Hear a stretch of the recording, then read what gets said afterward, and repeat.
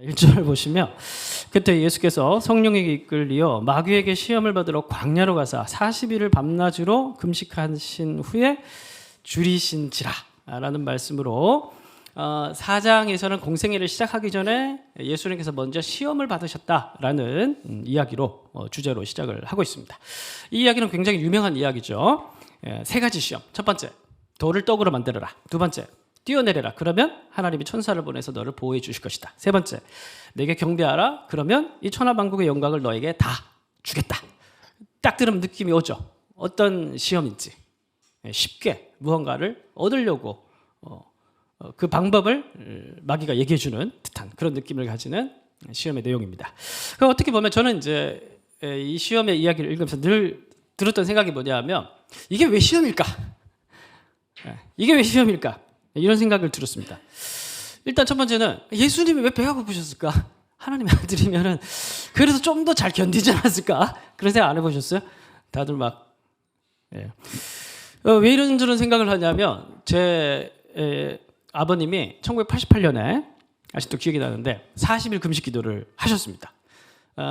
왜 88년을 기억하냐 하면 88 올림픽 때 예수님 하나님이 아니고 예수님도 아니고 아버님이 금식을 하셨거든요.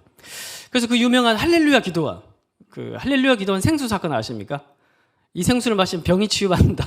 그 이상한 기도원에 가셔서 40일 동안 금식 기도를 하고 오셨습니다. 그래서 막 신비의 생수를 마시면서 40일 확인할 수는 없지만 어쨌든 40일 금식을 하시고 돌아오셨던 그런 기억이 있습니다. 저희 아버님 같은 평범한 사람들도 40일 금식 기도를 하시는데 물론 저는 평범하지 않기 때문에 못합니다. 근데 하나님의 아들이신 예수님이라면은 이런 사람도 하는데 예수님이라면은 40일 금식 기도 충분히 할 수 있지 않을까? 돌을 떡으로 만들어 먹으라는 이런 또 마귀의 유혹쯤은 쉽게 이기지 않을까? 생각보다 난이도가 높지 않은데 이게 예수님의 시험이라고 얘기를 했을 때 저는 약간 의문이 있었습니다. 두 번째 시험도 마찬가지입니다. 뛰어내리라고 하는데 기본적으로 성경을 보면 예수님은 방골 기질이 강하십니다. 그러니까 뛰어내리라고 하면 네가 뭔데? 이렇게 얘기하면 끝나는 시험 아닙니까? 그렇죠? 이게 시험이라고 얘기할 수 있나? 세 번째 시험도 마찬가지입니다. 마귀가 자기에게 경배하면 천하만국의 영광을 다 주겠다고 하는데 예수님이 지금 이 시험을 하는 자가 마귀인 줄 아십니까? 모르십니까? 알고 계십니다. 그 천하만국의 영광을 줄 수 있는 분은 하나님밖에 없죠. 그럼 지금 마귀가 거짓말하고 있다라는 것을 속이고 있다라는 것을 예수님 알까요? 모를까요? 당연히 알죠. 이게 시험입니까? 라는 합리적인 의문을 저는 가졌습니다. 왜 그렇게 피곤하게 사느냐? 그렇게 물으면 어쩔 수 없습니다. 성경이 그래서 이 본문을 읽을 때 예전에 그냥 이렇게 슬쩍 스토리만 보고 뭐 그런가 보다 하고 넘어갔을 때가 많습니다. 근데 여러분, 예수님께서는 시험을 일단 여러분들이 이 본문을 보면서 중요한 건 뭐냐면 예수님께서는 시험을 당할 필요가 없으셨던 분이라는 사실을 기억할 필요가 있습니다. 그러니까 이 시험은 예수님의 시험이 아닌 거예요. 본문이 얘기하고 싶은 것은 예수님이 십자가에 못 박혀 돌아가실 필요가 있으십니까? 없으십니까? 없으신데 돌아가셨죠. 그것은 왜 그러셨냐면 우리를 대신해서 우리를 위하여서 하는 예수님께서 십자가에 못 박혀 돌아가신 겁니다. 이 시험도 사실은 예수님이 시험을 당할 필요가 있기 때문에 주어진 시험이 아니라 이 시험이 가지고 있는 궁극적인 문제는 이 마귀가 내는 세 가지의 모든 출제된 시험은 오늘 우리가 나오고 있는 궁극적인 시험이에요. 오늘 우리가 어떤 시험을 당하고 있느냐 이 문제인 거예요. 오늘 우리는 어떤 시험에 흔들리고 있느냐에 대한 질문인 겁니다.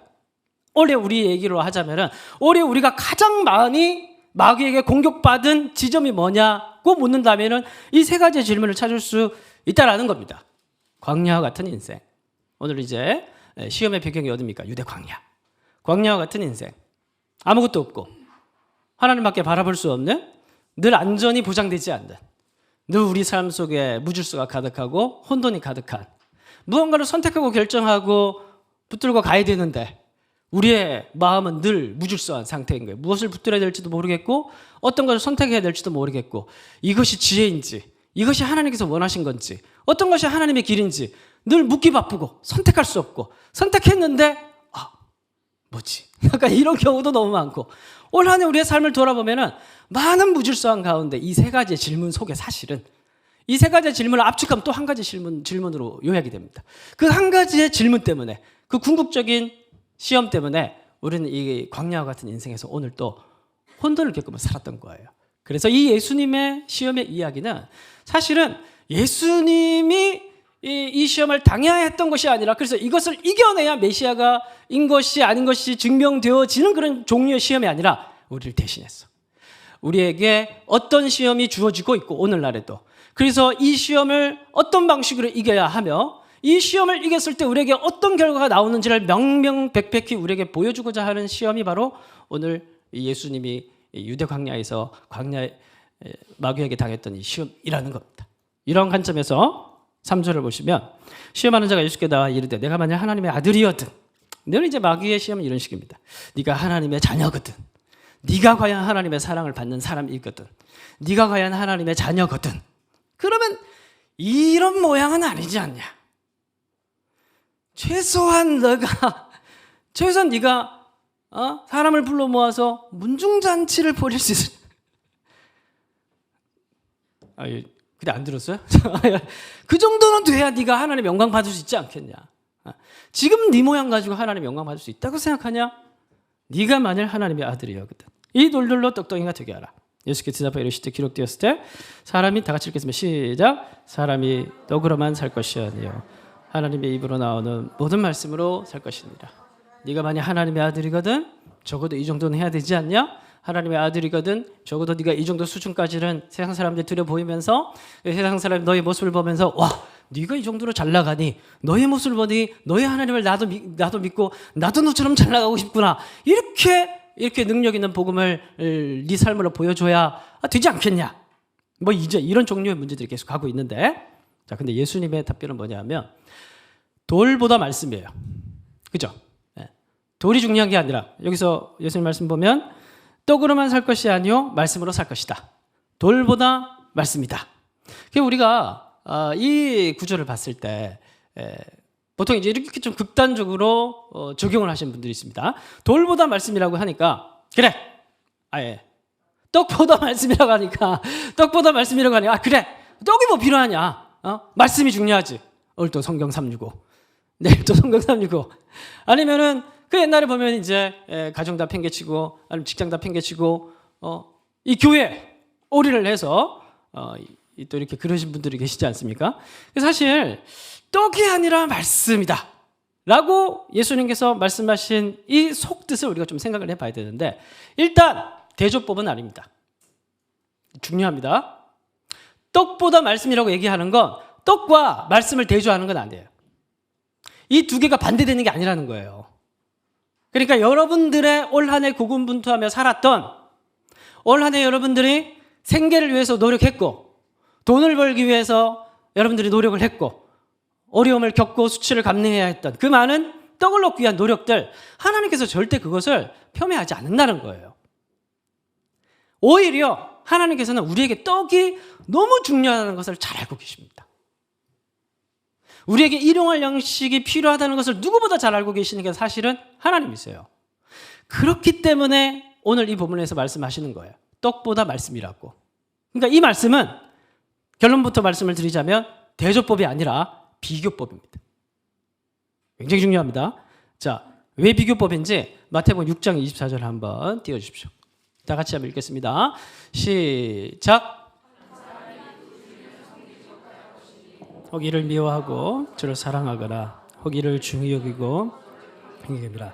너희가 하나님과 재물을 겸하여 섬기지 못하니라. 이렇게 딱 2장 뒤에 넘어가면은 이제 요 구절이 나와요. 그러니까 시험 받을 때는 떡이라는 주제로 나왔는데 6장 산상수훈에서는 떡이라는 주제가 재물이라는 주제로 바뀝니다. 떡이나 재물이나 같은 동의어입니다. 떡보다 말씀. 여기서는 재물보다 하나님. 여기에서도 대조법이 안 해요. 여기서 중요한 건 뭐냐면 이 주제를 예수님께서 어떻게 헤쳐나가냐면 핵심만 말씀을 대면 주권의 문제입니다. 떡이 중요한 게 아니라 결국에는 무엇을 위해서 이 떡을 추구하느냐의 문제인 거예요. 건강이 중요하지 않다는 게 아니에요. 건강해야죠. 근데 이 건강은 무엇을 위한 건강이냐는 거예요. 오늘도 우린 자녀 교육 중요하죠. 공부 열심히 시켜야 되고. 자녀 교육이 중요하지 않다는 게 아니라, 그래서 자녀들을 늘 끌고 와서 제발 그렇게 해주셨으면 좋겠지만 그렇게 해주셨으면 좋겠지만 끌고 와서 우리가 뭔가를 자녀를 계속 교회 매이는 상태로 만들어 둬야 사실 이 자녀 교육이 잘 되는 것도 아니에요. 사실은 사실 중요한 건 뭐냐면 이 자녀 교육이라는 것도 사실 궁극적으로 무엇을 위한 것이냐, 끊임없이 사실 이 모든 질문을 통해서 마귀의 시험을 통해서 그리고 이후에 이 산상수훈에 나오는 재물에 대한 재물이냐 하나님이냐, 이 이야기를 통해서 예수님께서 우리에게 던지고 싶은 말씀은 뭐냐 하면은 주권의 문제, 다른 말로 하면 우선순위의 문제라는 거예요. 자, 다음 구절. 그래서 이 재물에 대한 예수님의 말씀의 결론입니다. 아까는 24절이었고 지금은 33절이에요. 쭉 말씀하시다가 33절 결론을 내리는데 예수님께서 이렇게 말씀하십니다. 그런즉 결론, 너희는 뭐라고 얘기하십니까? 먼저 그의 나라. 무슨 문제라는 거예요? 돈의 문제, 떡의 문제, 재물의 문제, 아니면 여러 가지 우리가 많이 꼭 필요한 것들을 추구하기 위해서 열심히 살아가는 그 문제는 결국에는 근본적으로 뭐의 문제라는 거예요? 이것이냐 하나님에 대한 문제가 아니라 결국에는 우선순위의 문제라는 거예요. 무엇이 너의 삶을 추동시켜서 끌고 가는 원띵. 죄송합니다. 발음도 거지 같은데. 무엇이 최우선 원칙이냐? 너의 삶을 이끌어가는 가장 중요한 거 많이 있죠. 막 중요한 게 많이 있어요. 얼마나 우리 많은 역할을 하며 살아가야 됩니까? 저도 막 죽을 것 같아요. 죄송합니다. 여기서 인제서 풀면 안 되는데 막 집에 가면 아빠 역할 해야 되고 교회 가면 목사 역할 해야 되고, 또 막 엄마 아프다 전화 오고, 그럼 내가 이걸 다 짊을, 내가 예수도 아니고 내가 십자가를, 예수님을 따라가는 사람은 맞죠. 이게 내 역할이 너무 많은 거예요. 가만 생각하니까 40대는 너무 피곤한 것 같아. 대한민국 40대는 그런 것 같지 않아요? 우리 40대 자녀들 크지, 이제 막 찡찡거리지, 학원 보내야지, 돈은 많이 들어가지, 또 이제 부모님은 다 이제 은퇴하시고 늙으셔가지고 자녀에게 기대지. 내 몸은 건강하나? 나도 지금 노쇠해 가는데 맨날 병원 가서 약 맞고 주사 맞고 막 그러고 앉았는데 노후 준비는 어떻게 되나 막 늘 이런 고민하고 살아가는데 또 일은 또 얼마나 많아요. 그러니까 막 열심히 사는데 남는 건 없는 것 같고 늘 피곤하고, 아침에 너무 깜짝 놀라요. 얼굴 보고. 왜 이렇게 늙었지? 작년에 나는 어디 갔을까? 막 흰머리 보고 깜짝 놀라고, 진짜 깜짝 놀라요. 막 이쪽에 흰머리가 너무 나가지고. 옛날에 막 개척하고 담임으로 나가신 목사님 보고 1년 만에 한 번씩 이제 노예 때 보고, 사람이 왜 줄이 됐을까? 뭐 이게 내가, 그래서 이제 다다음 주 노예인데 이제 안 가려고. 왜 이렇게 됐을까? 막 부지런히 열심히 살고 여러 가지 많은 역할들을 감당하는데 분주하게 내 인생은 방향이 없는 것 같아요. 질서가 없는 것 같아요. 광야 같아요. 광야. 뭐가 문제예요? 뭐가? 쌓이지도 않고 뭐가 문제인 것 같아요. 결국 원띵이라는 책이 있습니다. 원띵이라는 책이 있고 저는 한 2번 정도 봤는데 그 분이 얘기하는 얘기는 뭐냐면, 그냥 이제 성경 얘기는 아니지만 그분이 한 얘기가 뭐냐면, 결국엔 인생에서 중요한 거는 많은 역할들이 있고, 뭐 우리가 어떤 부서에서도 일을 하더라도 여러 가지 많은 역할들이 있는데 이 역할에서 이 역할로 전환할 때 에너지가 너무 많이 든다는 거예요. 우리도 뭐 아버지로 역할을 하다가 뭐 목사의 역할을 하다가 또 아들 역할을 하다가 또 사회인으로서 역할, 여러 가지 많은 역할들이 있는데 이 역할에서 이 역할로 전환될 때 전환 에너지가 너무 많이 든다는 거예요. 무슨 일이든 어떤 사람이든 한 가지 일만 하면 딱 좋은데 그런 사람 없어요. 거의 대부분이 여러 가지 역할을 하는데 이 전환 에너지를 줄이기 위해서는 네 인생의 최고의 궁극적 원칙이 뭔지 생각해봐라. 너 뭘 위해 살아가는지. 네가 인생에 추구하는 가장 궁극적 원칙이 정해지면 나머지는 다 따라간다는 거예요. 필요 없는 거 다 줄여지고, 그리고 지금 당장의 유익이나 멀리의 유익이나 이걸 구별하는 선택지가 명확해지며, 여기서 우리가 분명한 선택들을 해나갈 때 필요 없는 것들은 다 줄여지고 마지막에 네가 점점 잠재적이지만 점점 성장해가면서 네가 원하는 걸 이룰 수 있다. 이렇게 얘기하는 게 원띵이라고 얘기하는 그 책이에요. 시간 한번 보세요. 되게 좋습니다. 저는 이 안에 교집합이 있다고 봅니다. 여러분, 성경의 이야기는 다 한 가지 얘기만 하고 있어요. 누구 얘기합니까? 예수님 얘기만 하고 있어요. 다른 얘기 많이 할 수 있는데 한 가지만 얘기가 쭉 가고 있어요. 이 예수님의 이야기도 뭐냐 하면은 재물 좋아, 중요해. 떡 좋아, 중요해. 교육 중요해. 아니면 돈 버는 것도 중요하고 건강 중요해. 다 중요해. 중요하지 않다고 하는 거 하나도 없어요. 하나님께서 여러분들이 원하시는 거 다 중요하게 생각합니다. 하나님은 정말 여러분들이 그걸 필요하다고 생각을 하시는 분이세요. 그러나 무엇을 위해서 그것을 추구할 것인데, 무엇을 위한 것에 대한 여러분 질문해 보셨습니까? 한번. 이거 필요하다고 얘기를 하지만은 이 필요한 게 무엇을 위해서 여러분들 궁극적인 원칙 가운데 그것이 필요하다고 한번 진지하게 생각해 보시면서 여러분 기도를 해 보셨습니까? 그게 먼저라는 거예요. 그리고 그 다음에 따라가야 된다라는 거예요. 이게 만약에 뒤집어지면은 우리는 하나님을 구하는 게 아니라 재물을 구하게 된다라는 거예요. 이해가 되십니까? 이 우선 원칙이 바뀌면은 재물을 위해서 하나님을 구하게 된다라니까요. 하나님을 구하는 이 우선 원칙이 우리가 별것 아닌 것처럼 여겨지는데 때로는 우리가 막 재물을 구하는 게 나쁘다는 게 아니에요. 다시 말씀드리지만 열심히 구하세요. 그런데 이게 막 구하다 보면은 너무 필요해서 광야에서 막 아무것도 없다 보니까 물 주세요, 밥 주세요, 떡 주세요 막 이렇게 하면서 막 가다 보니까 나중에는 우리 그 기도 안에도 하나님이 없는 거예요. 어느샌가. 그러면서 이게 뒤바뀌어 있는 거예요. 그래서 나의 성공을 위해서, 나의 안전을 위해서, 나의 물을 위해서, 나의 떡을 위해서, 나의 재물을 위해서, 나의 성공을 위해서, 나의 프로젝트를 위해서 하나님이 존재하게 되는 거예요. 이 우선 원칙이 뒤바뀌는 게 우리의 입장에서는 별것 아닌 것처럼 여겨질 수 있지만 우리의 주관자이시고 우리의 인생에 관한 모든 설계와 계획을 가지고 계신 주권자이신 하나님의 입장에 봤을 때는 심각한 문제라는 거예요. 이게 계속해서 심화되고 진행되다 보면은 하나님은 우상처럼 여겨지는 실로에서 법궤를 가져다가 우리를 위해서 전쟁해 주십시오라고 얘기를 하는 실패한 이스라엘 백성들의 모습을 우리가 그대로 답습할 수 있다라는 거예요. 그러한 유혹과 시험이 모든 인류와 모든 하나님의 백성들 가운데 늘상 있는 주제이기 때문에 가장 본질적인 시험이기 때문에 가장 본질적인 유혹이기 때문에 오늘 예수님의 시험에서 이 시험이 출제가 된 거예요. 예전에 초등학교 선생님이랑 학부모 정기 면담을 한 적이 있습니다.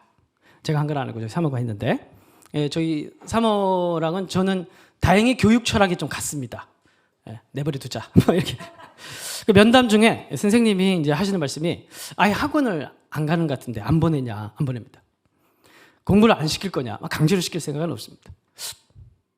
이런 학부모는 좀 센데? 그러면 대학을 안 보낼 거냐? 안 보낼 수도 있지 않겠습니까? 그때 막 동공이 막 흔들렸다 그래요. 제 사말로 막 동공이 막 흔들렸다 그래요. 그 뒤에 대화가 진행이 안 되는 거야.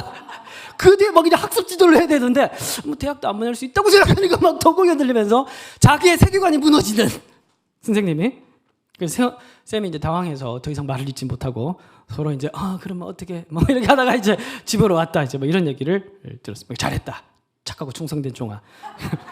그래서 이제 곰곰이 생각해 보니까 학교에서 아이를 방치하고 있나? 이런 생각이 들 것 같다는 생각이 좀 들어가지고 다시 전화를 했습니다. 전화를 해서 선생님 사실은 말씀 안 드렸는데 학원 하나 보내고 있긴 합니다. 뭐냐면 폴댄스 학원을 하여튼 인스타를 보고 폴댄스를 너무 하고 싶어서 둘이 이제 보냈거든요. 그래서 막 봉잡거리고 막 그래서 폴댄스 보러 그 선생님이 이제 더 한심하게 네 뭐 그랬을 것 같아요. 이 뭐냐 하면 그러면 공부가 중요하지 않냐? 아니에요. 공부가 중요하지 않다고 생각하는 부모가 누가 있겠습니까? 공부가 중요한 게 아닌 게 아니고 제가 생각했을 때 여러분들이 자녀 교육에 대해서 반박하면 반박시 여러분들이 옳습니다. 제가 생각하는 제 우선 원칙은 뭐냐 하면 제가 생각하는 교육 철학은 뭐냐 하면 최우선의 원칙은 뭐냐 하면 10대 때는 자기를 공부하는 게 먼저라고 생각합니다. 저는. 그 공부가 자기 공부를 먼저 해야 돼요. 나를 먼저 아는 게 저는 훨씬 더 중요하다고 봅니다. 그래서 일단은 목장이 풀어놔야 된다고 좀 생각을 합니다. 지 하고 싶은 거 하고 막 좌충우돌 하다가 10대 때는 뭘 성공하고 잘 못해도 이게 큰 실패가 아니거든요. 마음대로 해라, 네 마음대로 해라. 그렇다면 요즘 또 열심히 공부해. 그래서 불러다가 얘기했어요. 아빠는 네가 공부를 해서 특별히 기분이 좋은 건 아니야. 혹시 오해할까 봐. 중요한 건 네가 뭔가를 열심히 하기 때문에 내가 좋은 거야. 그렇게 얘기를 했어요. 저는 진짜 그랬습니다. 공부를 열심히 해도 한 번도 칭찬한 적이 없어요. 공부를 안 하기 때문에. 그래서 기본적으로 뭐냐 하면 제가 가지고 있는 10대 때의 인생을 살아오면서 제가 돌아봤을 때 10대 때 해야 될 분명한 저는 숙제, 최상위 원칙이 있다고 봐요. 그럼 저는 20대 때 공부를 해야 된다고 보거든요. 기본적으로. 유태인식 교육입니다. 20대 때는 어느 정도 자기의 갈 길이 정해지기 때문에 정말 20대, 30대는 열심히 공부를 해야 된다고 생각합니다. 그리고 30대 때는 제가 봤을 때는 갈아 넣어야 돼요. 그러니까 30대 때는 이 사람이 대체 불가능한 사람이 되지 않으면 그 뒤부터 인생이 크게 풀리지 않아요. 제가 봤을 때 반박시 여러분들이 옳습니다. 제가 생각했을 때 30대 때는 정말 시간과 건강을 아껴가면서 갈아놓고 대체 불가능한 사람이 돼야 된다. 저는 개인적으로 그렇게 생각합니다. 너는 그렇게 살았냐? 저는 그렇게 살았어요. 그럼 대체 불가능한 게 뭐냐? 그럼 제가 대체 말할 수 있는 건 없어요. 어쨌든 열심히 살았어요. 열심히 살아서 지금 허리가 많이 아픈데 열심히 살았어요. 제가 가지고 있는 원칙입니다. 그럼 40대는 뭐가 최상의 원칙이냐? 저는 40대는 성을 쌓는 시간이라고 생각합니다. 해자를 파서 적들이 침공하지 못하게 만들고 성벽을 높게 쌓고 내부를 튼튼하게 만들어서 미래를 준비할 수 있는 자녀들, 부모님, 내 주변에 세우는 모든 것들이 안전하게 갈 수 있는 터를 올려 세우는 시간이 저는 40대로 생각을 합니다. 그래서 40대는 리스크가 있으면 안 돼요. 라는 게 제 인생 철학인데 반박시 여러분들이 옳습니다. 어쨌든 중요한 건 뭐냐 하면 저는 이러한 원칙들을 가지고 사실은 나름대로 지금 쭉 해왔어요. 그래서 사실은 저는 지금 이렇게 해 가다가도 이걸 하면은 분명히 잘 되고 성공하는 게 있어요. 근데 제 원칙에 제 현재 인생의 방향과 맞지 않으면 하지 않습니다. 대표적으로 유튜브. 지금 하면은 10만 돌파하는 거 제가 알고 있어요. 그런데 최절정에서 멈추고 안 해요. 왜냐하면 그게 중요하지 않다는 걸 알기 때문에. 내 인생의 방향에서 딱 보이면 다 나오는 것들이 있는데 하지 않아요. 그러니까 뭐냐 하면 훨씬 더 중요한 가치가 있다는 거예요. 그래서 우리가 설교 준비도 마찬가지입니다. 설교 준비도 여러분들 제가 설교 준비를 어떻게 하냐면 먼저 월요일, 화요일에는 금요일, 주일 본문을 가지고 전부 다 처음부터 끝까지 무슨 말을 하는지 제가 다 뭐 역사, 문학, 문법 내용들을 다 조사를 해가지고 무슨 내용 말하는지 먼저 정리를 다 해놓습니다. 그리고 그 다음에 바로 설교문을 작성하지 않아요. 왜냐하면 그 다음에 설교문을 작성을 하면 반드시 계속 고칩니다. 잘 들으세요. 우리 인생 가운데 궁극적인 최상의 원칙이 없으면 계속 시행착오를 합니다. 계속 돌아가게 돼 있습니다. 계속 무한 반복하게 돼 있어요. 엄청난 에너지를 쓰게 돼 있습니다. 신앙생활도 마찬가지입니다. 여러분들이 이 하나님께서 이 예수님을 통해서 오늘 본문에서 예수님을 통해서 시험하는 이 이야기 무엇이 우선순위냐? 네 인생에서 네가 궁극적으로 바라보는 것이 무엇이냐? 네가 공부를 하고 네가 돈을 벌고 네가 프로젝트를 추구하고 네가 건강하고 네가 뭔가를 하려고 하는 것이 하나님 나라 그의 영광을 위해서 바라보는 그 궁극적인 원칙에서 어긋났을 때 우리는 계속해서 반복해서 시행착오를 겪게 될 수밖에 없습니다. 그래서 제가 이 설교의 모든 내용들이 나왔다고 해서 바로 설교문이 나오는 게 아니라 마지막에 하는 작업은 뭐냐 하면 한 문장으로 정리를 하는 거예요. 그래서 이 본문을 통해서 네가 얘기하고 싶은 게 뭐냐? 이 본문이 얘기하는 게 뭐냐? 한 문장으로 설명을 해봐라. 그래야 네가 설득이 될 거 아니냐? 지난주 뭐였어요? 지난주 뭐였어요? 지난주 뭐였어요? 회개하라. 예? 회개하라였어요. 오늘은 뭐예요? 오늘은 뭐예요? 우선순위 물러가라가 아니고 죄송합니다. 오늘은 뭐예요? 오늘은 예? 우선순위 그의 나라 그 이유를 구하는 최우선순위 최상의 우선순위 이게 분명한 나면 다 따라간다는 거예요. 예? 그러니까 사실은 굉장히 우리 인생 가운데 복잡해 보이고 많은 역할을 감당해야 되고 소모적이고 피곤하고 뭘 해야 될지 모르고 내 인생 내가 왜 이렇게 나는 어리석지? 나는 왜 이렇게 지혜가 없는 것 같지? 늘게 시행착오 겪으면서 다시 거꾸로 돌아가고 그러면서 뭔가 지하철을 잘못한 사람처럼 계속해서 1시간 거리를 3시간 왕복하는 그 이유가 뭐냐 하면은 여러분들 인생 가운데 핵심에 최상의 원칙이 없어요. 이걸 왜 해야 되는지에 대한 명확한 나침반과 방향성이 없기 때문이에요. 먼저 여러분들이 시작 그의 나라와 의를 구하라. 그리하면 그 모든 것을 더하시리라. 중요하지 않은 게 아니라 우선순위를 분명히 하라는 거예요. 그러면 오늘 이 마태복음 4장 11절 봅시다. 다 같이 읽어보겠습니다. 시작. 이에 우리는 예수를 따르고 천사들이 와서 우리를 돕는 역사가 일어나는 거예요. 왜 우리 인생이 그렇게 살면서 이렇게 힘든가? 내 힘으로 살려고 해서 그런 거죠. 예? 어떻게 하면 천사들이 돕는 인생이 될 것인가? 방향이 어딘가 보세요. 내가 올 한 해 어디 방향을 보면서 왔는지 보십시오. 여러분 지금 시간 다 가버려서 빨리빨리 보면 5절 보시면 이에 마귀가 예수를 거룩한 성으로 데려다가 성전 꼭대기에 세우고 이르되 내가 만약 하나님의 아들이거든 뛰어내리라 기록되었을 때 그가 너를 위하여 그의 사자들을 명하시리니 그들이 손으로 너를 받들어 발이 돌에 부딪히지 않게 하리로다. 결국에는 이러한 우선 원칙이, 최우선 원칙이 우리가 흔들리기 시작하면은 하나님이 나를 위해서 일하도록 강요하게 되는 거예요. 하나님을 불러서 너를 바치게 만들어라. 결국 이 우선 원칙이 뒤집히면은 하나님이 나를 위해서 일해 주십시오. 그러면서 그 하나님이 결국에는 나의 능력, 나의 성공, 나의 야망, 이런 성취를 위한 도구가 되고, 우리 스스로가 뭐라고 합리화시키냐면은, 그래서 내가 성공하면 하나님도 잘 되는 거 아닙니까? 내가 성공하면 하나님의 영광 받으시는 거 아닙니까? 저 사람도 문중장치하는데 나도 문중장치하면 해야 되는 거 아닙니까? 그러면 하나님 개박해요, 여러분.